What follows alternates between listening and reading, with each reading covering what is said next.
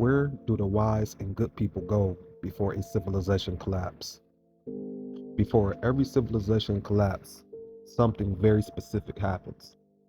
The smartest people leave, the disciplined people withdraw, and the godly people disappear from the center. Not after the collapse, before it. History is consistent on this point. Collapse never catches the wise by surprise. It only catches the loud, the corrupt, and the proud. So the question isn't if civilizations collapse.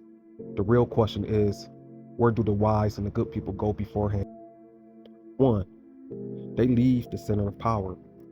Every collapsing civilization shows the same symptoms: moral decay, political chaos, loss of shared law, loss of restraint. When that happens, the wise stop fighting for the center. In the Roman Empire, as Rome became decadent and unstable, administrators, soldiers, scholars, and Christians quietly left the capital. They moved to the provinces, to the edges, to places like Britain. Rome fell in 476 AD, but Roman law, Christian discipline, and civic order survived outside Rome. Civilizations don't fall from invasion first. They fall from internal corruption, and the wise know when the center is no longer salvageable. 2. They go to the wilderness or the margins. When political systems rot, the godly retreat spiritually before they retreat geographically. In the 3rd and 4th centuries, when Christianity became fashionable but not faithful, serious believers left the cities. They went into the deserts of Egypt and Syria. Figures like Anthony the Great withdrew completely from society, not because they hated civilization, but because they understood something critical. You cannot preserve holiness in a collapsing moral environment. The desert was not an escape. It was a refining ground. Hence, reason why I'm here in the desert. Christianity survived Rome because the godly withdrew first, not because they stayed and compromised. 3. They build arcs of knowledge. When systems fail, preservation replaces expansion.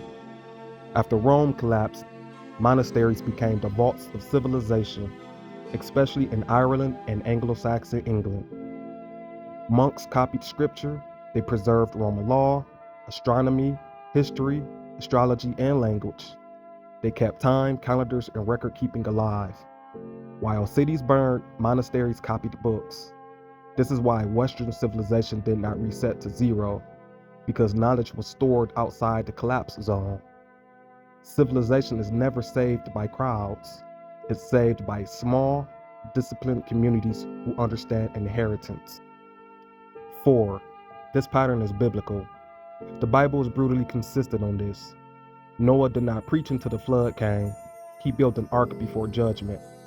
Lot was removed from Sodom before fire fell. Elijah withdrew into the wilderness before confronting national collapse. Jeremiah was taken out of Jerusalem before its destruction. Daniel and the educated elite were preserved in exile when Jerusalem fell. Even the community of Qumran withdrew from Jerusalem decades before it was destroyed in 70 AD, and because they did, the Dead Sea Scrolls survive. God does not preserve wisdom inside collapsing systems. He removes it first. 5. Sometimes the wise go underground. When withdrawal isn't possible, silence is. In late-stage collapse, the wise stop broadcasting. They teach privately. They pass knowledge through families, symbols, rituals, and texts. Early Christians met in catacombs. Scholars under authoritarian regimes wrote in code. Families preserved law and memory when states collapsed. Visibility becomes dangerous in decay. Inheritance becomes survival. 6. The law of history. Here's the unbroken rule you see everywhere. Before collapse, the wise withdraw. During collapse, the loud perish. After collapse, the preserved return. Civilizations don't die because people leave. They die because the wise are no longer allowed to lead. The periphery always inherits after the center collapse. The margins become the seedbed of the next order. This is how Rome passed to Britain, how classical knowledge passed to Christian Europe, how law, time, and faith survived chaos. 7. In the final line. So when you ask where the intelligent and godly go before collapse, the answer is simple. They go where corruption cannot follow. They go where memory can survive. They go where inheritance is possible.